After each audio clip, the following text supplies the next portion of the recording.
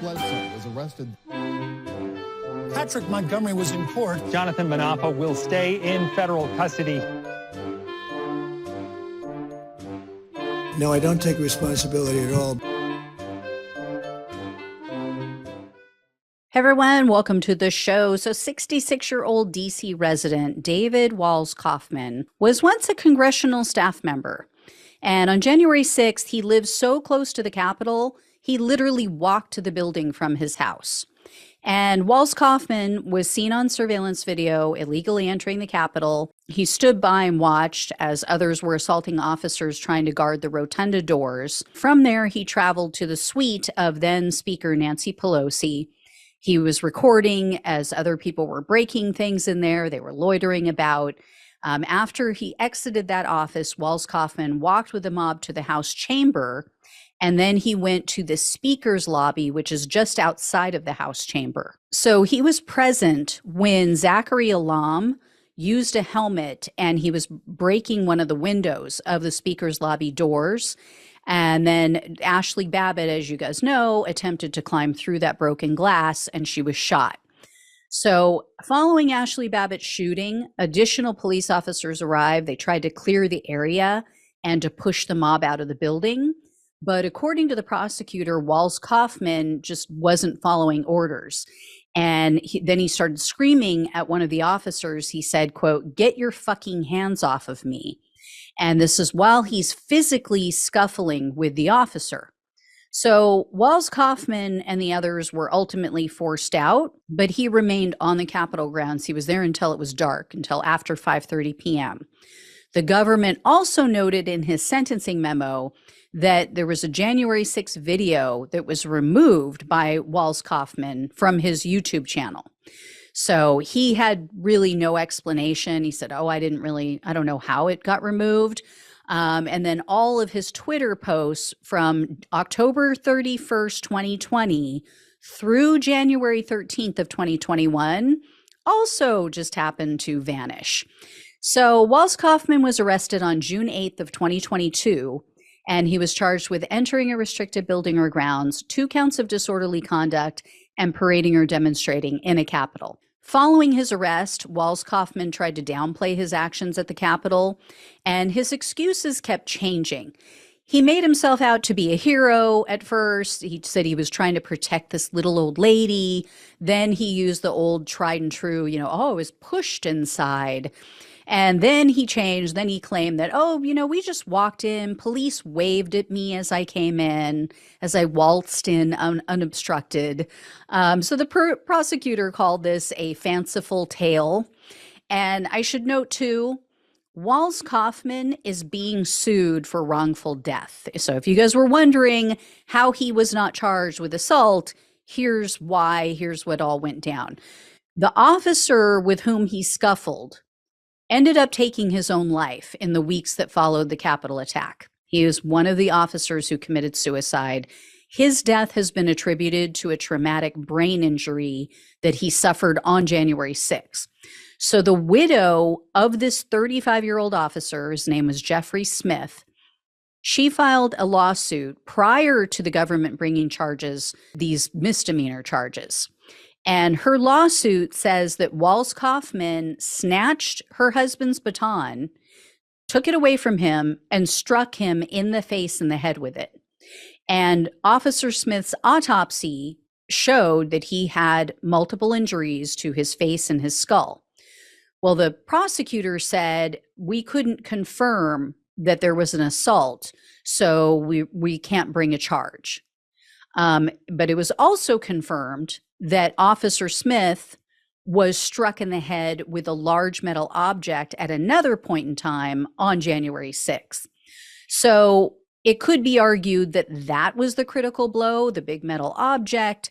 However, the judge in this January 6th case held a hearing because she was questioning, why didn't you charge him with some sort of assault? And she told the prosecutor that she reviewed this video frame by frame. She slowed it down and she said, quote, "I do see Kaufman's hands on the baton. I do see Officer Smith fall forward." So she didn't say specifically she saw him strike him, but she did see him grab the baton. She did see the officer fall forward. Smith's widow wrote in a letter to the court, quote, "The scuffle between Walls-Kaufman and my husband can be viewed on Jeffrey's body-worn camera in addition to the record of injuries received during the altercation, which include fractures to his face and suborbital cavities, as well as the traumatic brain injuries and concussion, all referenced by Dr. Arden. When the body camera video is slowed to frame-by-frame view, Walls-Kaufman struck Jeffrey at least twice in the face with his own baton after gaining control of it in the Capitol.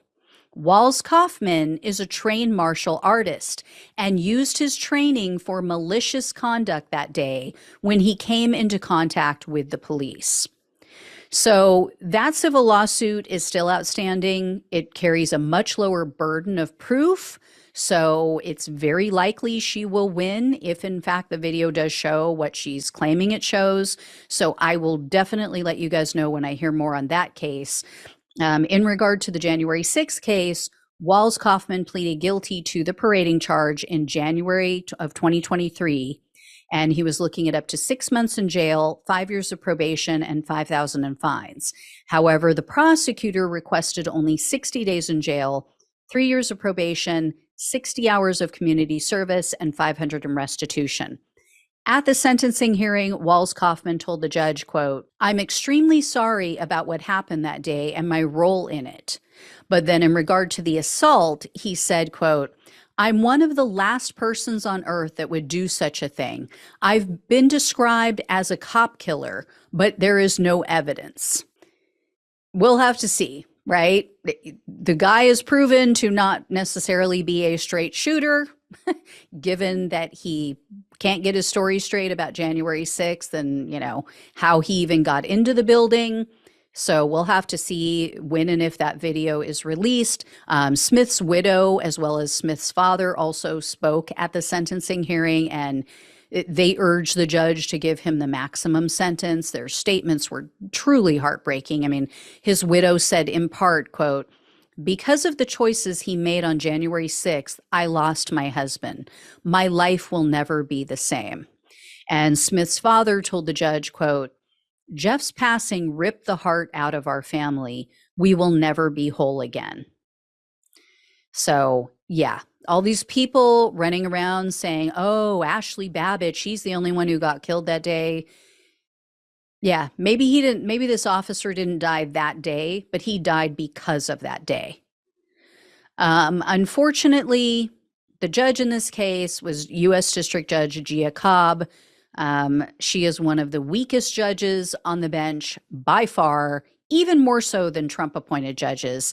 Sadly, the judge sentenced Walls-Kaufman to only 2 months in jail. I couldn't find anything about a restitution fee or a fine or probation. So this is pathetic. Everyone failed this officer who took his own life. Everyone. The prosecutor who refused to bring charges of assault or even civil disorder. Every person, pretty much, everyone who has gotten physical, even if they didn't physically assault an officer, if they got physical with officers in any way, they were charged with civil disorder.